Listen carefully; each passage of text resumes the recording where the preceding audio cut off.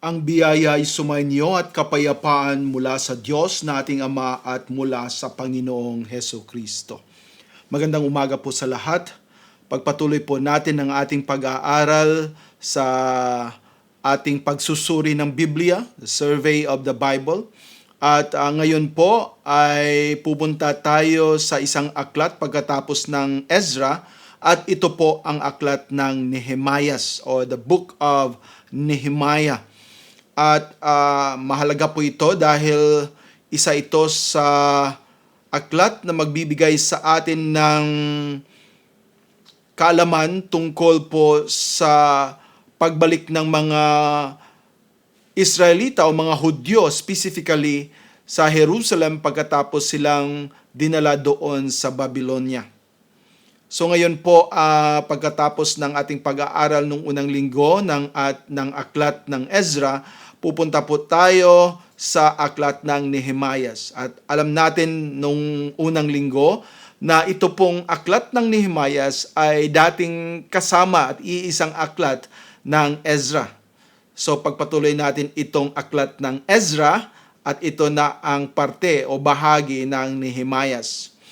Now, itong aklat ng Nehemias, of course sa English ay the Book of Nehemiah, ngunit sa Griego po ay katulad po ito ng titulo ng Ezra. Dahil nga alam natin sa nung time ng mga Christians, ito hinati para maging isang aklat ang Ezra at Nehemias. Ngunit noong una, iisa lang pong aklat ito. Kaya yung unang pag-translate nito sa Septuagint, sa Griego, iisang titulo lang po. Kaya din ito ay totoo sa Ebreo, iisa lang ang titulo, Ezra. At ang laman ng Ezra ng Ebreo ay Ezra Nehemias. Katulad din ng Esdras sa Griego. Ezra Nehemias ang nasa loob nito. At nung hinati ito, for the purpose of having one book para sa Ezra at Nehemias, ay ito nga ang English natin ngayon, ay meron tayong Book of Nehemiah and there is also Book of Ezra. I believe it was in the translation into Latin na naging dalawa itong iisang aklat. At for the purpose of understanding sa mga theme, although iisa lang po yung tema ng aklat ng Ezra at Nehemiah. Kaya alam natin noong unang linggo hanggang sa 2 siglo ng panahon ng ating Panginoon, Anno Domini, ang mga aklat ni Ezra at Nehemiah ay itinuring na iisang aklat. At alam din natin sa Ebreo na itong Ezra Nehemiah ay bahagi ng ikatlong dibisyon ng canon na tinatawag na Ketuvim. At alam natin sa Tanakh may 30 bahagi. Ang Torah, yun yung batas. At yung Nabiim, Tanakh, Nabiim, yung mga propeta, at yung kapo ng Tanakh ay Ketuvim, yung mga writings. At isa sa mga aklat ng mga isinisulat, the writings, ito pong Ketuvim. Itong Nehemias.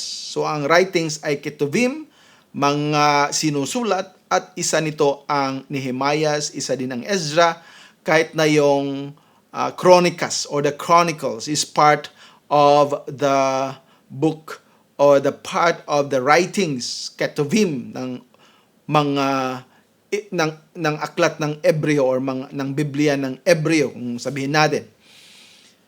Of course, in the Christian Bible, we know it is a book that is part of the historical books, but then we can know na ito po lahat ay kasama o andoon sa aklat ng mga Ebreo at lahat ng nandoon ay nasa ating Old Testament. So wala pong kahit isang aklat na naiwan yung mga dinagdag po ng ibang relihiyon or ibang denominasyon ay hindi po yun kasama sa aklat na binigay ng Panginoon doon sa mga Hudyo, at those books were acknowledged by the Lord Jesus Christ Himself. So si Panginoong Jesucristo ang nagbigay patutuo na itong mga aklat na ito, 39 books in our Christian Bible, ay ang mga aklat na binigay ng Panginoon noong panahon ni Moses hanggang kay Malakay.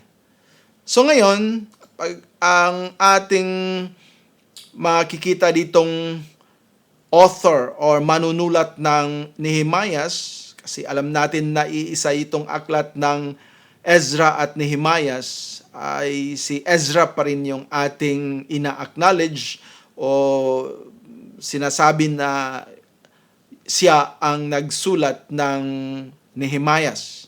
And the Jews as well as Christians, ang mga Hudyo at mga Kristiyano, ay tinanggap nila ang mga claims or the claim that indeed it is Ezra who wrote these books. So we don't have to argue with that. What is important is to acknowledge itong ating pagtanggap at ating pagkikilala sa salita na ito na galing sa Diyos mismo. So that's more important. It's God's word. And it could be Ezra who wrote. It could be another person, a chronicler. But what we have to understand is it is God's word. Ano po ang mga layunin ng sulat ng Nehemias? Katulad po ito ng layunin ng sulat ng Ezra dahil ito po ay iisang aklat ng Ezra. Kaya sinabi natin noon, ito ay ang pagpapatuloy ng isang kasaysayan. Isa sa mga aklat ng kasaysayan ng Biblia na ang kwento ay ang pagbabalik ng mga Israel o ng Israel o ng mga Hudyo mula sa pagkabihag sa Babylonia at ang muling pagtatayo ng templo sa Jerusalem. Ang Nehemias po ay nagbibigay ng describe o it describes the building, yung pagtatayo muling pagtatayo ng pader ng Jerusalem. Ngunit kasama po yon sa utos ng Panginoon sa lahat ng mga Israelita na umuwi at bumalik doon sa Jerusalem. Ang pinaka-main po ay templo at yung pader ay isang bahagi ng lungsod ng Jerusalem na maging protection sa templo. So yan po ang ating focus dito sa Nehemiah. In Ezra, it was the building. Ito yung pagtayo ng templo. Dito sa Nehemiah po ay ang pagtayo ng pader ng lungsod ng Jerusalem. Ano po yung mga susing talata na makikita natin dito? Isa nito ay ang isang panalangin, isang prayer ni Nehemiah. Ito po yung panalangin niya sa Diyos, sa Panginoon. O Panginoon, isinasamo ko sa iyo, pakinggan ngayon ng inyong pakinig ang dalangin ng iyong lingkod at ang dalangin ng iyong mga lingkod na nangasasayahang matakot sa iyong pangalan. At paginhawain mo, isinasamo ko sa iyo ang iyong lingkod sa araw na ito at pagkalooban mo siya ng kaawaan sa paningin ng lalaking ito. Ngayoy tagahawak ako ng saro ng hari. So dito natin makikita si Nehemiah, yung kanyang yung trabaho niya at yung ginagawa niya. Andun siya sa palasyo ng hari ng Medo-Persia nung panahon na yon, at siya po ang tagahawak ng saro ng hari. It was not an easy job. It was a special work. Mahalaga pong trabaho yon dahil bawat inumin ng hari ay una munang titikim ito si Nehemiah to make sure na walang lason, walang ibang mga hinahalo doon sa kanyang inumin. So ito po yung isang trusted person. Bali, he was a special person whom the king really has the trust. Meron siyang paniniwala na itong tao na ito ay talagang loyal sa kanya at hindi siya magbibetray or he will not do anything to poison him, because if he is the one who will do that, of course, will make sure na talagang patay yung hari dahil siya yung tagabigay ng cup ng mga inumin. Kaya he was indeed a man na nakikita ng hari. He was loyal, he was honest, he was just.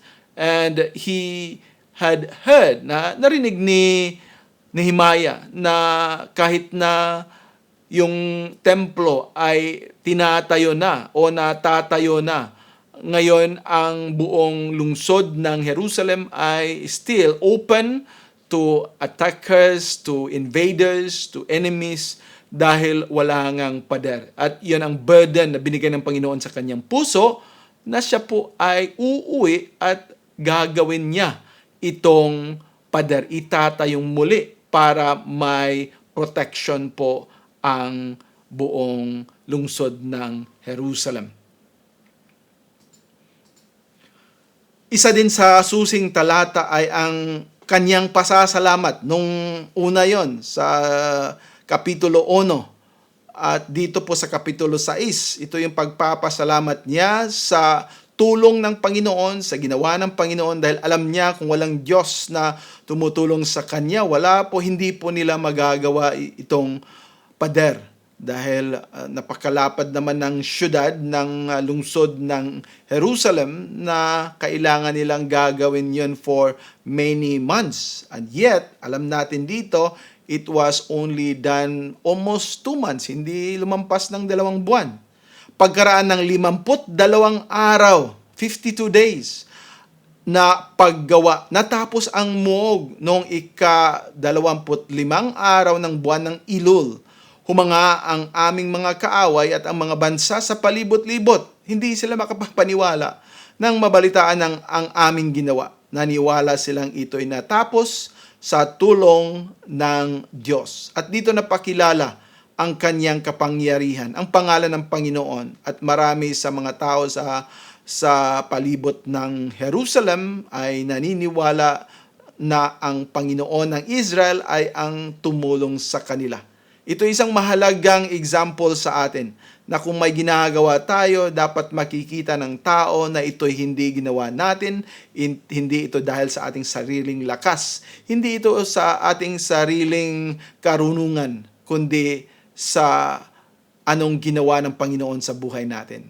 At sana yun din ang ating gustong maipakita in every work, in every ministry, in every desire that we have, yung mga gusto nating gawin at gagawin natin, ginawa natin, sana lahat ng papuri ay sa Panginoon.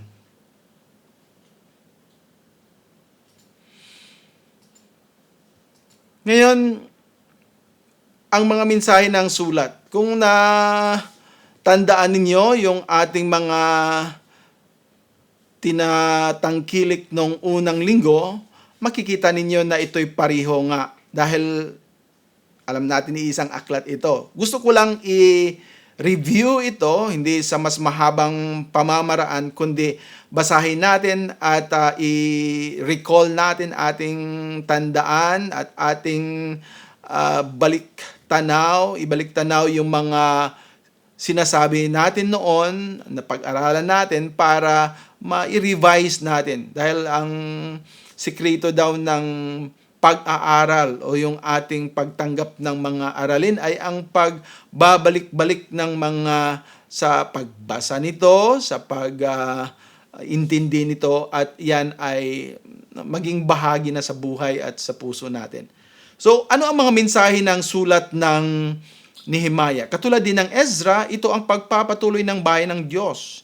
Nagpapakita ito na ang mga pangyayari sa aklat na ito ay nag-uugnay sa mga Israelita na hindi pa natapon na bayan. So hindi sila talaga, they were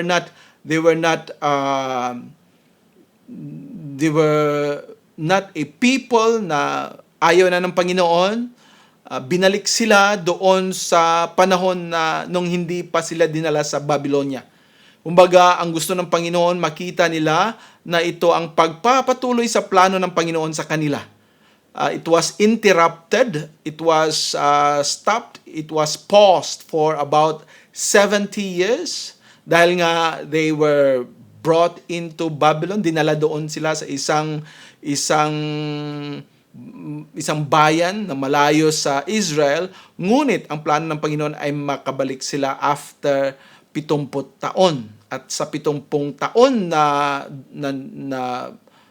iyon, bumalik sila, at nung bumalik sila, pinagpatuloy ng Panginoon ang kanyang plano, at of course, that is focus doon po nakatutok sa ating Messiah, sa ating tagapagligtas, ang ating Panginoon na si Panginoong Hesukristo. Isang mensahe din ng sulat na ito ay ang kabanalan, dahil ito ay binigay sa aklat na ito dahil gusto ng Diyos, gusto ng Panginoon na may pagpatuloy ng mga tao ang pakikipagtipan sa Diyos.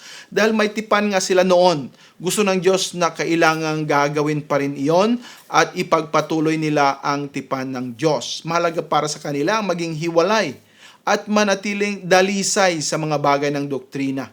Gusto ng Panginoon na hindi ma-dilute, hindi madadagdagan, hindi mababawasan ang mga pagtuturo ng Panginoon sa kanila.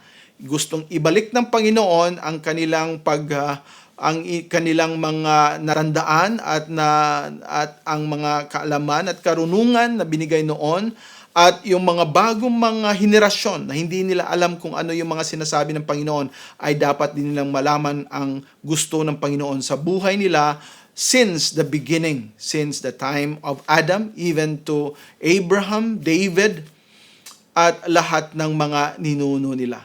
So yun ay importante na makikita nila, at ito ay binalik ni Ezra sa pagsulat ng dalawang aklat o sa isang aklat na ito, para malaman nila ang gusto ng Panginoon na gawin nila sa kanilang paghihintay at sa kanilang pagbigay ng pag-asa sa pagdating ng Messiah. Isa din ay ang banal na kasulatan, at ito ang pinakaimportante sa aklat ng Ezra ni Nehemiah, dahil dito pinakita ng Panginoon na walang ibang bagay, walang ibang measure, walang ibang basis ang tao sa kanyang paniniwala, sa kanyang buhay, sa kanyang mga gagawin, kundi ang banal na kasulatan ng Diyos. Kaya nung humiwalay sila, kahit na alam nila ang ibang parte at bahagi ng salita ng Diyos, gusto ng Panginoon na sila'y babalik doon sa talagang puro na banal na kasulatan. At kaya binalik sa kanila itong salita ng Diyos, at si Ezra ang isang instrumento, naging bahagi sa pagbabalik ng pagtuturo ng salita ng Diyos. Ito din ay nangyari noong sa Reformation, at ito ang dapat na gagawin natin ngayon. Babalik tayo sa salita ng Diyos. Marami na ngayon ang mga pagtuturo na hindi nakabase sa salita ng Diyos, at kailangan natin yan na ibalik natin doon sa ugat ng ating paniniwala ang salita ng Diyos, dahil ito ang perfecto, walang ibang salita na makapagbigay sa atin ng buhay kundi ang salita ng Diyos. Hindi sana tayo maging mga tao na we are so proud to think we know better. We have to go back to the Bible. Balik tayo sa salita ng Diyos, at doon natin malalaman ang katotohanan. Hindi dapat natin paniwalaan ang ating mga sariling puso at ating mga karunungan. Ang salita ng Diyos at ang pagtuturo ng banal na Espiritu ang tangi nating susundin at paniwalaan. Ang pagsamba ay isa din sa importanteng bahagi at layunin ng sulat na ito. Sila ay nagtayo ng altar upang mag-alay sa Diyos, at itong ginawa ni Nehemias ay ang pag-protect, o baga he was trying to keep, no, binigyan niya ng seguridad ang mga tao na sumasamba sa Panginoon sa templo ng isang pader na magbibigay sa kanila ng assurance na they cannot be disturbed and invaded by the enemies. Ayan ang purpose po ng pader. It was part of the worship. In fact, sa buhay natin mga Kristiyano, isa din ito sa pinakaimportanting bagay na andon tayo. Dahil kung wala tayong pader, ay madali tayong makuha sa maraming mga deception ngayon. Maraming mga huwad na propeta, huwad na mga guro, huwad na Kristo, at sila ay magbibigay sa atin ng lahat ng kanilang pagtuturo kung wala po tayong pader. At yan po ang salita ng Diyos na magbibigay sa atin ng karunungan na hindi tayo dapat tatanggap sa ganung mga maling mga pagtuturo. At ngayon na modern age, yan ang problema. Dahil nga gusto nila na, sabi nila, we will build bridges. Yung tulay daw ang itatayo natin, and we will break down walls. Yan ang problema ngayon. Isang pagtuturo na mali at hindi tinuturo ng salita ng Diyos. Wala pong pagtuturo sa Biblia na tayo po'y magtatayo ng mga tulay. The Bible did not tell us or does not even tell us of building bridges and breaking down walls. The Bible is telling us to build walls to protect us from the enemy. And that is because so many of the attacks of the enemy around are now bombarded unto us. Kung wala po tayong salita ng Diyos na magbigay sa atin ng proteksyon, lahat ng mga tao na hindi naniniwala sa salita ng Diyos at they are just trusting in their own heart and in their own minds, they will surely be deceived. They are not believers of God's word. They are not truly born again Christians.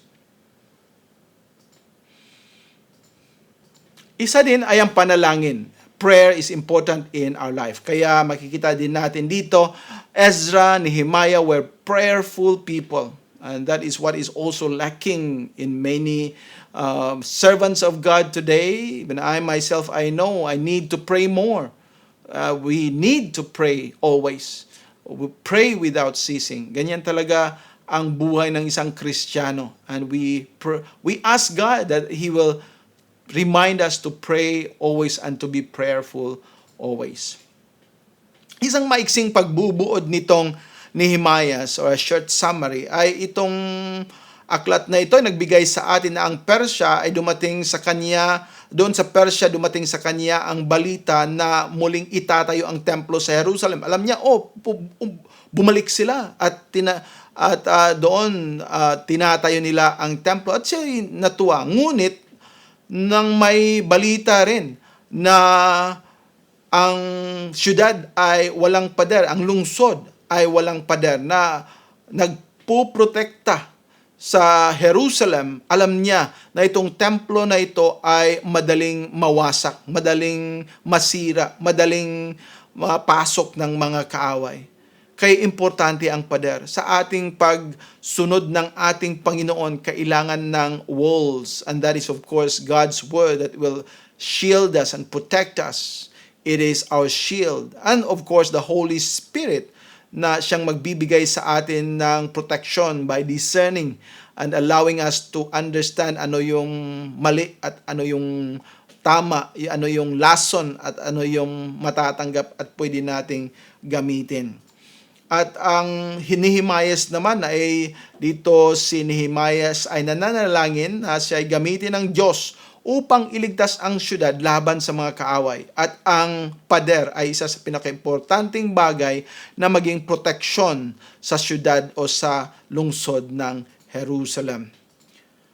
Sa kabila ng lahat, ang alam natin, ang tema talaga ng Biblia, kung may gagawin ang Diyos at may gagawin ang mga alagad ng Panginoon, ang mga disipulo ng Panginoong Jesucristo, talagang ang kaaway ay andon din. Hindi niya gustong gagawa tayo ng mga bagay for the Lord freely. He will always disturb us. He will always distract us. There will always be opposition. There will always be false accusation. There will always be people who are fighting and making things difficult against you dahil ginawa mo yung bagay para sa Panginoon. At hindi gusto ng kaaway ni Satanas na yung mga ginagawa natin ay maging successful. Kaya nga sinabi natin nung unang linggo na kung yung ginagawa mo ay parang smooth sailing talaga at wala kahit isang nag-oppose, ay talagang magtatanong ka, is it really for God? Because Satan will be agitated kung talagang sa Diyos itong gagawin natin. At ngunit tingnan din natin, dahil God will also oppose yung mga tao na yung they are proud, they are arrogant, they think they are wiser than others, they think they are better than others, they think they are more intelligent than others, they think they are more spiritual than others. Yan, God will surely oppose them. In fact, we know that the proud, the arrogant, those who are thinking highly of themselves, God will surely be there to oppose them. And that is what we also have to warn ourselves. But if we are sure, kung talagang alam natin na yung ginagawa natin ay surely from God's Word, at ito ay gusto ng Panginoon dahil may tawag ang Panginoon sa atin, marami ding gagawin ng kaaway to oppose us. So let us be careful. The best measure, again, balik tayo sa salita ng Diyos. At dahil kay Nehemias, nagbigay ang mga tao sa kanilang mga ikapo. They give their tithes. It's important that we give our tithes. Ang kagamitan at ipinagkaloob ang kanilang lakas upang makumpleto ang pader ng Jerusalem sa kahangahang bilis sa loob namang ng 52 araw. Imagine, how can you do this? But we will see later kung paano ito ginawa ni Nehemias. Kaya itong si Nehemias, isa sa example, isa sa taon na ginagamit ng kahit na mga secular na mga guro, being a good model, one who has the skill to be a leader. Dahil ang kanyang ginawa ay talagang it was a successful planning. There was proper execution and proper division of work. Yan ang ginawa ni Nehemias. At alam ito niya ni Nehemias dahil doon siya nag-serve sa hari ng Persia. He knew well kung anong sinasabi ng hari, anong ginagawa nila, and it contributed to how he did and executed and planned and divided yung mga trabaho ng pagtayo ng pader na ito. Kaya naging mabilis at nagawa nila in a short period of time. So praise and thank God for there are people who are gifted by this, and we'll always acknowledge na ito'y galing sa Panginoon, hindi sa atin. Okay? So sana ay makita din natin yan sa buhay natin. Now let us look a little bit of the timeline para maintindihan saan na ba tayo? Saan na tayo ngayon sa history ng Israel? Kung makikita natin dito, 586 BC, ito yung last na invasion ng Babylonia. They went in nung 605, yung first na pagpunta ng mga Babylonians doon sa Jerusalem ay 605. Yan yung mag-start yung ating counting ng 70. So from 605, the last of course is 586. Dito sa 538, sinabi natin ito si Cyrus ng Persia, Medo-Persia, nag-decree po siya. Hindi natin alam kung bakit sinong kumilos. Of course, it is God. Alam natin itong ang Diyos ang kumilos sa kanya. At bakit ito nangyari? It was already prophesied by Isaiah even more than almost 100 years before. And we see how God is faithful to His promise. Yung sinabi niyang 70 years talaga. Nung bumalik sila, 535, temple construction begins. It is exactly 70 years from 605. Diba? Of course, we know na yung pag-count ng dates sa Old Testament is going downwards. No? So, 605 minus 70 is 535. Ito nga, talaga they started. And that's how God really fulfills His promises. Kaya, hindi na tayo magdududa sa Panginoon. Tayo lahat, no? Meron pa ring time na, Lord, ano kaya mangyari? Lord, paano kaya ito? Ano kayang resulta nito? We have to trust that He is God who knows everything. Of course, we have to pray and we have to trust in Him. So,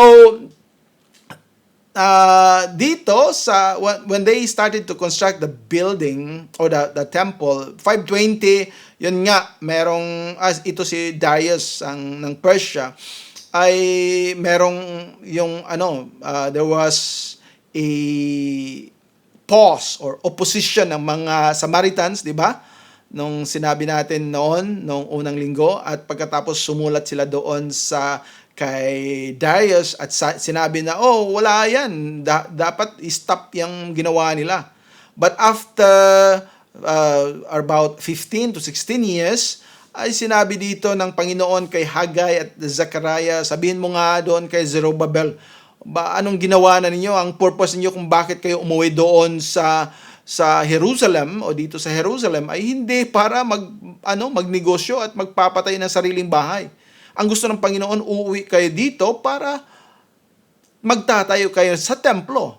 Huwag niyong gamiting excuse yung mga Samaritans na sinabi, hindi kayo pwedeng magtayo ng templo. Kaya bumalik sila and they were so obedient, and when they were obedient, of course, as nagagalit naman yung mga Samaritans, sumulat sila ulit sa Persia, ngunit yung pagsulat nila uli, nakita doon na ano pala? Actually it was Darius na nakita niya, may nakasulat dito. May nakasulat na talagang from the time of Cyrus, may utos na ipapatayo yung pagtatayo yung templo. Kaya sabi dito, pagpatuloy ninyo at 515, the temple was completed. Natapos yung pagtayo. So yan makikita natin sa Ezra, natapos sa chapter 6. At so many years later, 515, 458, di ba? 50 plus years. Ay si Ezra naman yung pumunta sa Jerusalem. So itong si Ezra ay actually wala siya doon nung tinatayo yung templo. Si Zerubbabel yung responsible at si Joshua yung pare ng pagtatayo ng templo.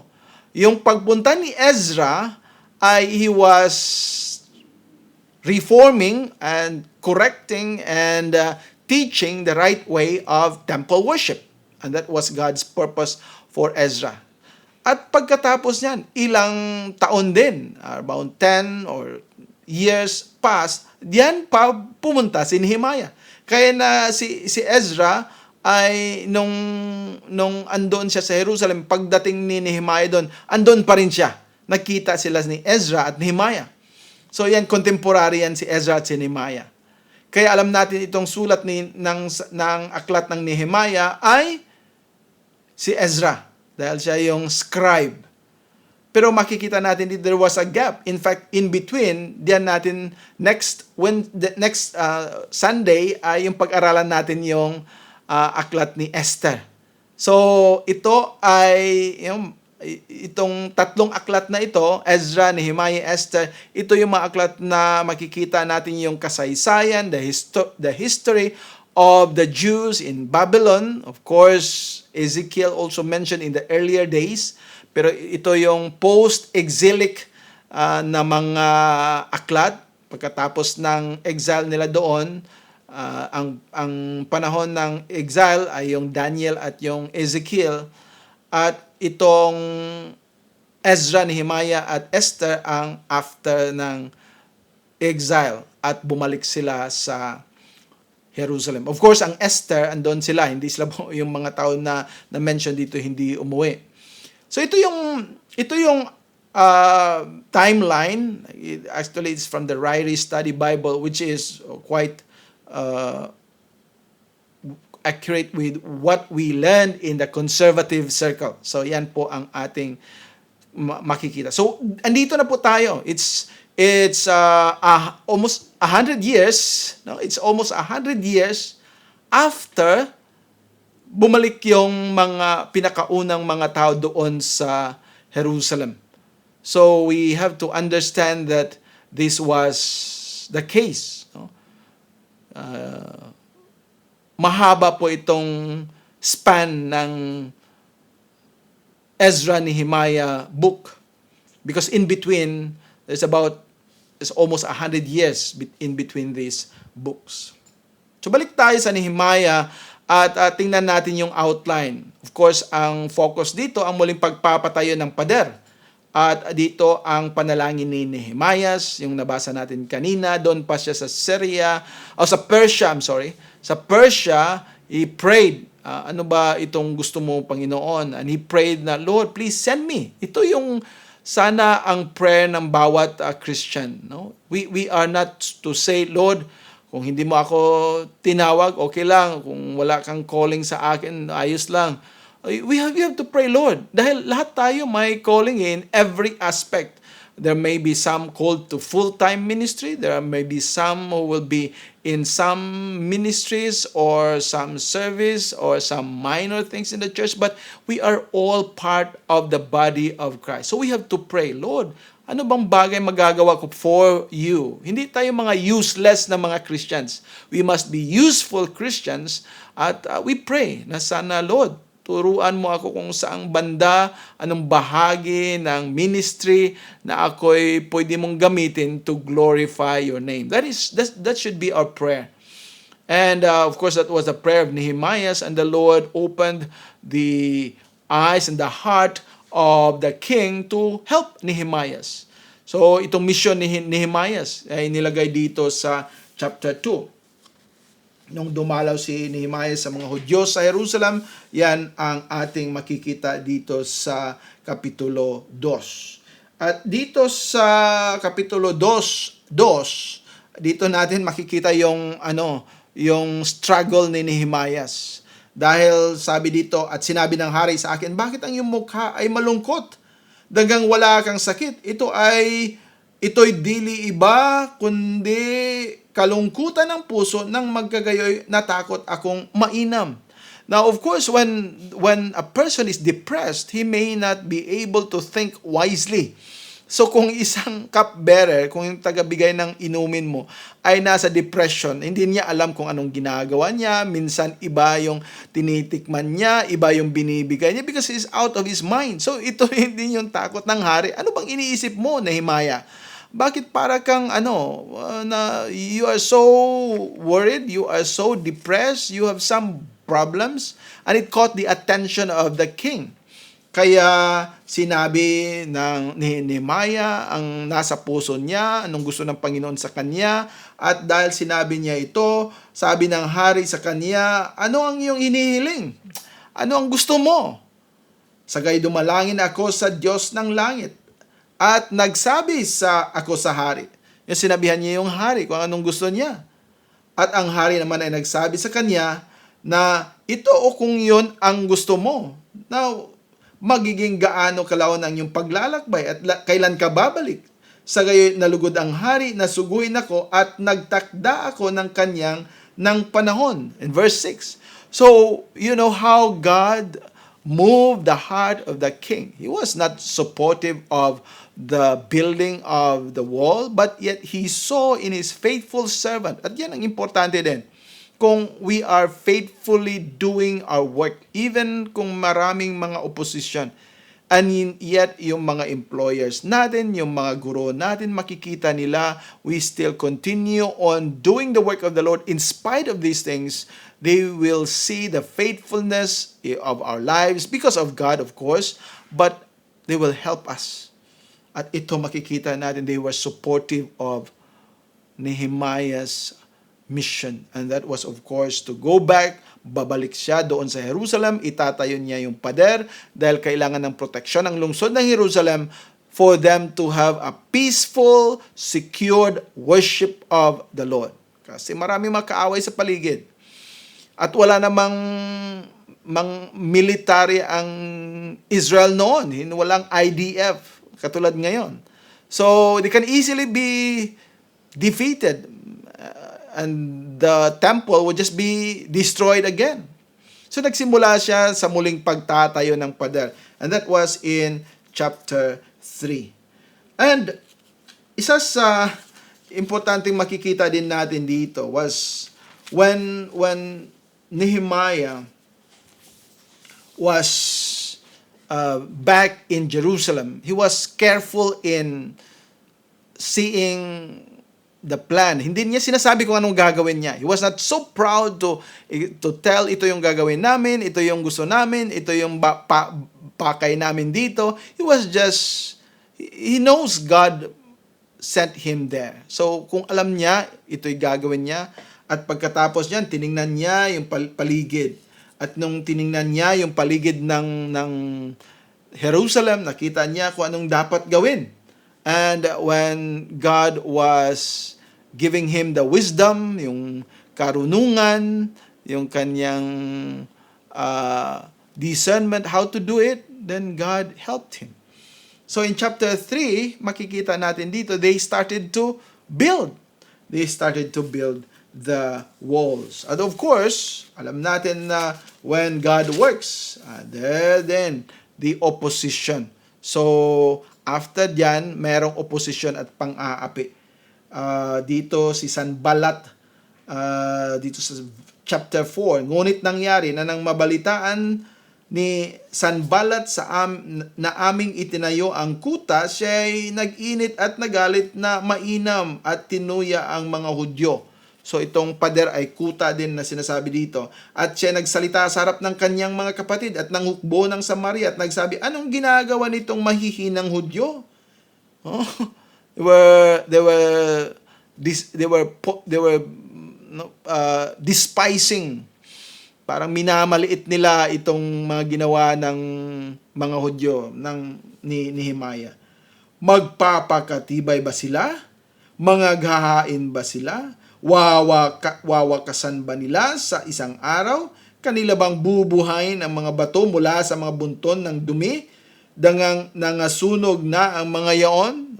They were saying, paano nila magagawa yun? Wala na ngang bato doon. Wala nang mangyayari. Hindi nila magagawa itong gusto nila. Si Tobias naman, na monita ay nasa tabi niya at sinabi niya, bagaman sila ay tatayo, kung ang isang Zora ay sumampa, ibabagsak ang kanilang mga batong kuta.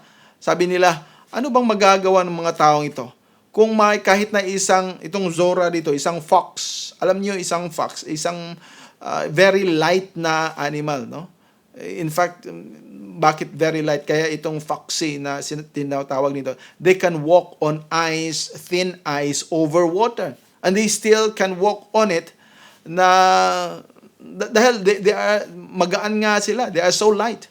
But if you will follow them, ayun, mahuhulog ka. That's the idea of fox, no? They are so foxy. Hindi mo alam kung ano yung tinatahakan nila dahil they are so different from men. We are so heavy. So, sabi nila, kahit na isang fox ang pupunta doon, tatayo doon sa kuta, sa pader na tinatayo nila, mawawasak yun. So, they underestimated the work of the people. And they oppress, they make fun, tinatawanan nila, at sabi nila, walang maghagawa yon. Kaya, minsan, ma-experience din natin yan. Oh, sa ating ministry, sa ating buhay, sino ka ba? Ano bang magagawa mo? Anong klase kang tao? Isa ka lang dayuhan dito, isa kang banyaga. Wala kang K. Ilan lang kayo sa inyong worship service. Bakit ganon? Bakit ganyan? And as if walang magagawa ang Diyos. Nakikita lang nila ang tao, nakikita lang nila tayo. Of course, we have to accept na tayo ay worthless. It is only when God is with us that we are worthy and we can do mighty things because of God. So, yan ang dapat natin ding tanggapin. Masakit nga lang, di ba? Masakit nga lang. We have to admit that.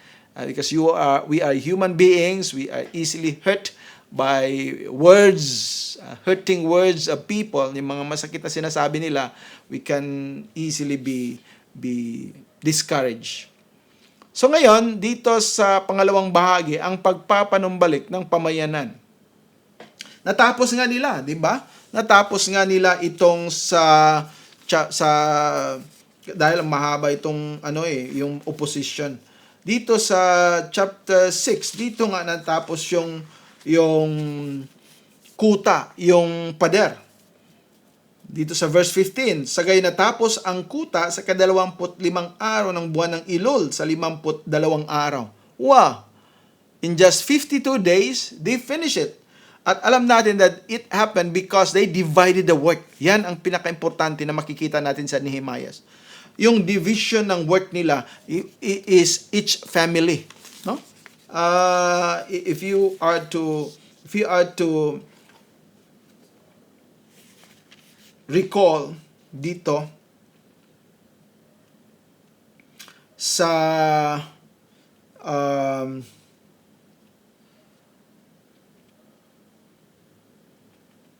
chapter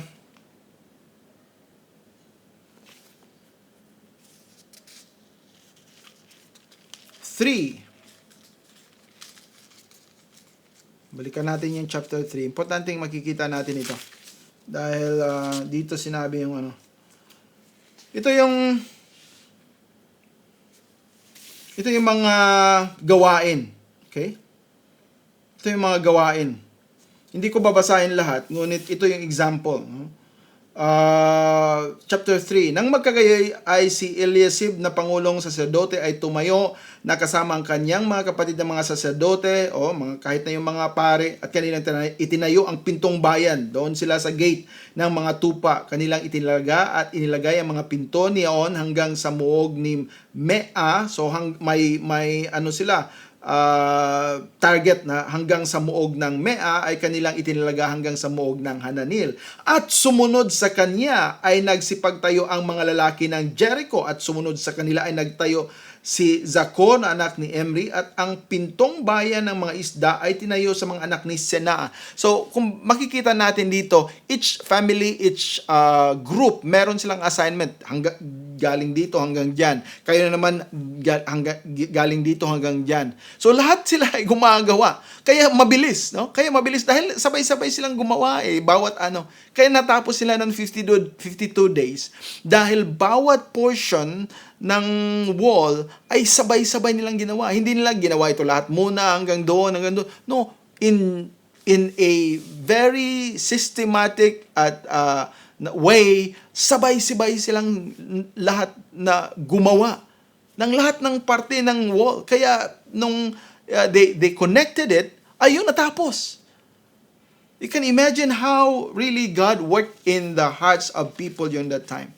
So when we see here in chapter 7 ay tapos na po yung kuta, yung pader. At ang mga bumalik sa Babylonia ay nasa listahan, maraming mga pangalan dito. Balik na naman tayo sa Nehemiah 7 at maraming mga listahan diyan ng pangalan. At ang kautusan, ito din ang importante dahil ito nga si Ezra ay nasa aklat ni Nehemiah dahil they were contemporary. At dito ay pinakita ng Panginoon ang importance, ang talagang kahalagahan ng kautusan. At dito binasa ni Ezra sa harap ng mga tao ang salita ng Diyos upang kanilang pagtugunan, pag-aralan at susundin. Yan ang ating makikitang importanteng mga bagay na gusto ng Panginoon na gagawin ng mga tao noon at kahit na ngayon. Pagbabalik at pagbigay ng kahalagaan ng salita ng Diyos. Dahil marami na ngayon sa mga Christians ay hindi nga nila nabasa ang buong Biblia. Kahit na nga mga estudyante ng Bible School, marami sa kanila hindi pa nakabasa ng buong Biblia. O kung nakabasa man, 1 beses, 2 beses, hindi pa nila talaga alam. At mas marami silang aklat at mga nababasa na mga books outside of the Bible, but never the Bible. Kaya ito yung problema. Never the Bible. So they know better, and sometimes we envy because they have so many thoughts and so many philosophical ideas. Marami silang mga suggestions, marami silang masasabi. Ngunit empty. Dahil they are all thoughts of men. They do not go into the words of God. So that's our warning. That's our warning. Christians, read the Word of God. Don't read the words of men about God's Word. First, know God's Word. Okay? So, ang panalangin ng mga Levita ay sinasabi din dito at ang tipan ng bayan ay binigyan diin ni Nehemias. Ang mga tala ng mga tumitira sa Jerusalem, record dito kung sino yung mga tumitira. Isa na namang listahan ng mga pangalan. Importante ito dahil it shows how God knows and cares for everyone. He is not exempting others or forgetting others. Ang mga sacerdote at Levita na dumating sa kasama ni Zerubbabel sa Ezra ay they recalled, may listahan din sa kanila. So this means itong talagang isang aklat ay isang volume lang ni Ezra, kaya si Ezra sinulat din niya dito kung sino yung tumulong kay Zerubbabel. At ang mga bata sa paglilingkod sa templo ay binigyan pansin din ng aklat ni Nehemiah. Ano ba ang mga practical na aplikasyon ng Nehemiah? Isa sa makikita natin ay ang pag-ibig ni Nehemiah sa Diyos.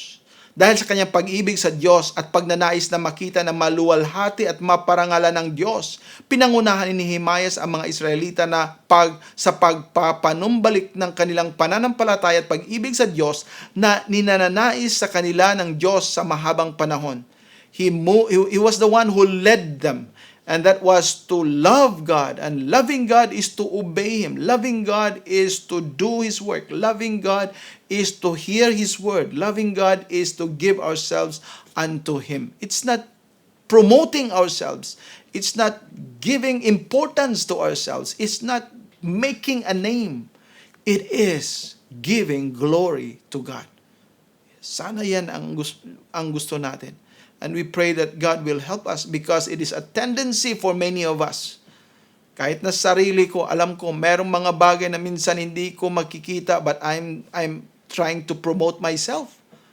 So we have to be careful and we have to be prayerful. And when God tells us, let us be humble to accept and repent of our sins. And another practical application here is kung nais nating maranasan ang pagpapanibagong sigla sa pananampalataya gaya ng naranasan ng mga Israelita, dapat tayong mag-umpisa sa salita ng Diyos. Walang iba. Walang ibang source to ignite and to cause us to do things for God. It is only the Word of God. If it is based on our ideas, is based on our thoughts, is based on what we think, is based on the experiences that we have, please understand, these are all failures. Walang mangyayari po. Siguro makikita ng tao that is significant. Makikita ng tao it is quite successful. Makikita ng tao maraming mga pumapasok at lumalapit sa simbahan mo. Maraming mga katulad ng mga charismatic at ano pang mga mega churches ngayon. But that is not success in God's eyes. Hindi po by measuring our ministries based on human, worldly standards. God's success is different. It is pleasing Him. It is glorifying Him. And only those who will be with Him will do that. There are many who pretend that they are following God. Maraming magsasabi sa kanila, tinawag ko ng Panginoon, itong gagawin ko. But then they are actually just promoting themselves. And that people, ang sabihin ng Panginoon, depart from me, ye that work iniquity. Sana hindi yan mangyayari sa atin. Na sana when the Lord will see us, He will say, well done, thou good and faithful servant. And we are only able to do it dahil God is working in our lives. And we submit to Him kung anong gusto niya ipapagawa sa atin. Let us always be humble in God's eyes. Let us not be proud of seeing ourselves as somebody. In reality, we are nobodies. And so for the last slide here, we see ano ba ang nasa Nehemiah na tumutukoy doon kay Panginoong Jesucristo. Isa dito ay yung si Nehemiah ay isang tao ng panalangin. And we know that a prayerful person is a person who follows God. Siya yung isang tao na sumunod talaga kay Panginoong Jesucristo, because Jesus Christ, our Lord and Savior, was a prayerful man when he was here. And of course, until today, he is praying. Alam nyo, God is interceding. The Lord Jesus Christ is interceding for us daily. And all of his hundreds of thousands or even probably millions of saints, I would rather say, I pray na merong mga millions of saints. And God is praying for each of us. I must admit that I cannot pray all of you daily. I wish and I desire and I try to. But there are times na hindi talaga magagawa and I failed and I say, Lord, I have sinned against you by not praying. But please help me that I can pray always for these field worship brethren. Kasi siguro, kukunti lang tayo dahil hindi ko kayang mag-pray ng mas marami. Sana, please pray na makapag-pray ako ng mas marami pang tao para bigyan tayo ng mas maraming mga kaluluwa na maliligtas. And I pray that the Lord will bless us with more souls. At yan, ang kanyang maningas sa napamamagitan para sa bayan ng Diyos. He was there to intervene. He was there to put himself na I want to go to work because I know, hindi lang ako, Nehemiah could have just said, pwedeng sabihin ni Nehemiah, ano bang mangyari sa akin kung andito na ako? I'm secured. I'm already a cupbearer. Kung ikay isang tagadala ng saro ng hari, ay malaking sweldo yon. Ang gandang trabaho yon. I mean, of course, that was very important and scary work dahil ikaw yung kung gustong lasunin yung hari, ikaw yung unang malalason. But speaking of rewards or opportunities and privileges, he was a man who was probably living in a very comfortable lifestyle. Hindi ka naman maging isang cupbearer ng hari na andun ka lang parang isang slave. But yet, he made himself to leave that work. Iniwanan niya yung trabaho na yon, and he went to Jerusalem in a long journey and worked for, sa kuta, sa pader, which hindi na sana niya pwede niyang iiwanan yun. Hindi niya gagawin. Walang problema sa kanya. But he was one who was mediating. Ito yung pamamagitan para sa bayan. At yan ang ginawa rin ng Panginoon Jesucristo para sa atin, di ba? Siya ang ating tagapamagitan. Andun na siya sa langit. Siya nakaupo doon sa trono. Bakit tatayo pa siya at bababa dito sa mundo at maging tao and he will suffer. Not just suffer, but even mocked and be killed, crucified, a very cruel way. Ginawa yun ng Panginoong Jesucristo dahil sa kanyang pagmamahal sa atin. At dahil natanggap natin at naintindihan natin yung kanyang pagmamahal, sana sa atin din, meron tayong puso na maging isang tagapamagitan ng iba.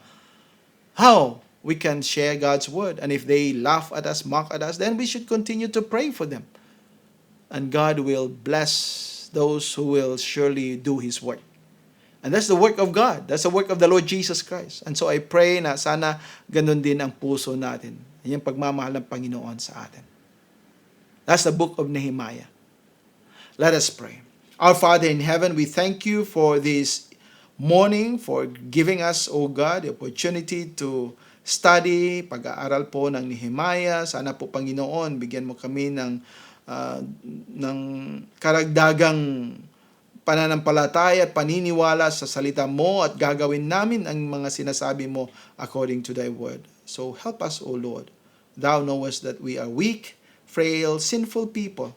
Help us to do and fulfill thy work, all for the glory of thy name. Cleanse us and wash us through the blood of thy Son, the Lord Jesus Christ. We pray and we ask all this in Jesus' name. Amen. God bless.